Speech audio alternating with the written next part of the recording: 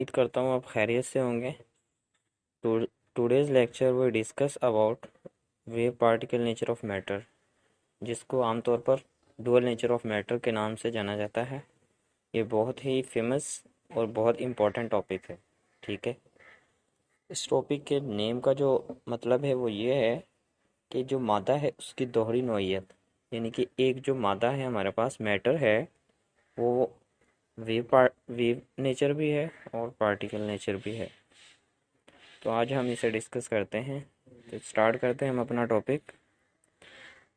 जो हमारे पास प्लैंक्स की क्वांटम थ्योरी थी, उससे हम उसने हमें ये बताया था कि जो हमारे पास लाइट है ना, उसका करैक्टर जो है वो डुअल है, यानी कि वो पार्टिकल करैक्टर भी है और वेव करैक्टर भी रखती है लाइट। ठीक है, जो क्वांटम का जो आइडिया था ये एक्सटेंड हुआ। इसी तरह 1924 में, 20वीं सदी में, 20th सेंचुरी में डी ब्रोगली ने अपना नज़रिया दिया।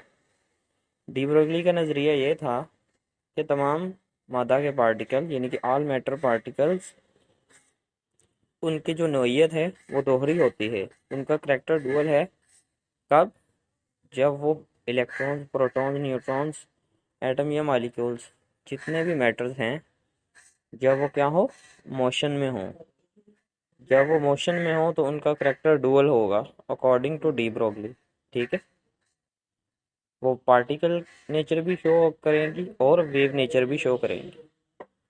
इस तरह डी ब्रोगली ने फिर इस रिलेशन को शो करने के लिए एक मैथमेटिकल इक्वेशन दी। ठीक है, जो कि इलेक्ट्रॉन के मोमेंटम और उसकी वेवलेंथ के दरमियान रिलेशन था। ये इक्वेशन उसने दी, lambda is equal to H over m b. ठीक है, लैम्डा जो है वेवलेंथ है, एच जो है प्लैंक्स कांस्टेंट है, एम जो है मास है और वी जो है वेलोसिटी है। ठीक है, इलेक्ट्रॉन की। अकॉर्डिंग टू दिस इक्वेशन, इस इक्वेशन के मुताबिक स्टूडेंट हमें उसने बताया कि जो वेवलेंथ है ये एसोसिएट करती है और इन्वर्सली प्रोपोर्शनल होगी उस इलेक्ट्रॉन के मोमेंटम के। ठीक है, उसकी वेवलेंथ इस इक्वेशन से भी हमें पता चल रहा है उसके मोमेंटम के इन्वर्सली प्रोपोर्शनल है। ठीक है, नेक्स्ट हम बात करते हैं कि ये जो इक्वेशन उसने डिराइव की थी वो किस तरह से की थी। ये इक्वेशन उसने दी थी इन दो इक्वेशन को यूज़ करते हुए। फर्स्ट इक्वेशन है Planck's equation, E is equal to h v. E जो है वो एनर्जी है फोटॉन की, एच जो है प्लैंक्स कांस्टेंट है और वी जो है वेलोसिटी है। दूसरी इक्वेशन इसने यूज़ की थी Einstein mass energy equation, E is equal to M C square. M जो है मैस है और सी जो है स्पीड ऑफ लाइट है। इन दोनों इक्वेशंस को इसने क्या किया था, इक्वेट किया था। ठीक है, यहाँ जो एम था वो मास था मटेरियल पार्टिकल का, और सी जो थी वेलोसिटी थी किसकी, फोटॉन, लाइट के फोटॉन की। ठीक है, इन दोनों इक्वेशंस को जब उसने इक्वेट किया तो हमारे पास इक्वेशन बनी H V is equal to M C square. H V is equal to M C square, इसमें से उसने वेलोसिटी को निकाल लिया। ठीक है, इसी तरह जो हमारे पास v is equal to f lambda equation use करते हैं हम फिजिक्स में, उसको उसने इस तरह ले लिया, V is equal to C over lambda. ठीक है, सी जो हमारे पास थी, वी की वैल्यू हमारे पास यहाँ आ गई। अब वी की ये जो वैल्यू थी इसको उसने पुट कर दिया वी की वैल्यू में इस इक्वेशन में। एच एच वैसे ही रहा, वी की value C over lambda put कर दी। ठीक है, is equal to M C square as it is. तो इस तरह से उसने लेमडा की वैल्यू फाइंड कर ली, जो कि उसने ये निकाली। ठीक है, ये वैल्यू उसने निकाल ली। ये वैल्यू क्या बता रही है कि जो वेवलेंथ है फोटॉन की वो इन्वर्सली प्रोपोर्शनल है उसके मोमेंटम के। ठीक है, इसी तरह से उसने ये जो इक्वेशन निकाली है ये मूविंग इलेक्ट्रॉन के लिए थी, जिसका मास m और वेलोसिटी v थी। ठीक है, तो उसने इस इक्वेशन को डी ब्रोगली इक्वेशन कह दिया, और ये इक्वेशन जो थी c को उसने v के साथ रिप्लेस कर दिया। ठीक है, जब पार्टिकल की बात की। ठीक है, lambda is equal to H over M V. तो ये इक्वेशन वो है जो कि उसने फाइंड की, और this equation is called de Broglie equation. इस इक्वेशन को उसने यूज़ किया। इस इक्वेशन के मुताबिक जो इलेक्ट्रॉन की मोमेंटम है वो उसकी वेवलेंथ के इन्वर्सली प्रोपोर्शनल है, ठीक है।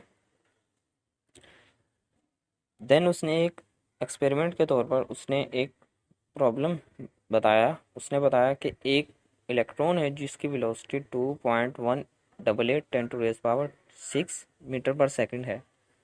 अगर वो बोर मॉडल के मुताबिक हाइड्रोजन के ऑर्बिट में मूव करता है, फर्स्ट ऑर्बिट में, तो उसकी वेवलेंथ एसोसिएट जो करेगी इस इक्वेशन के अकॉर्डिंग वो यूं होगी, जो कि उसने वेलोसिटी उसकी बता दी है, ठीक है।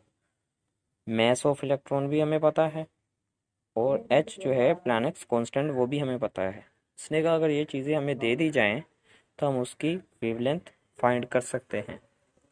वेवलेंथ हमने फाइंड कर ली किस तरह से, lambda is equal to H की वैल्यू पुट की, एम की वैल्यू पुट की, वी की वैल्यू पुट कर दी हमने।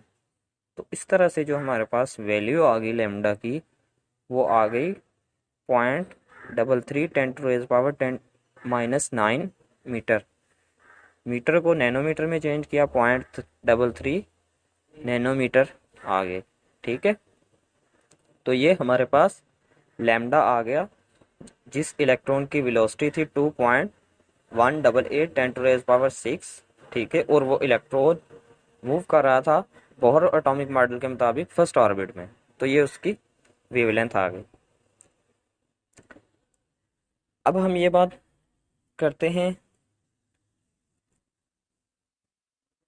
ये बात यहाँ शो हुई कि अगर हम इमेजिन करते हैं कि जो प्रोटॉन है इस स्ट्रेट लाइन में उसी वेलोसिटी से मूव करता है, ठीक है,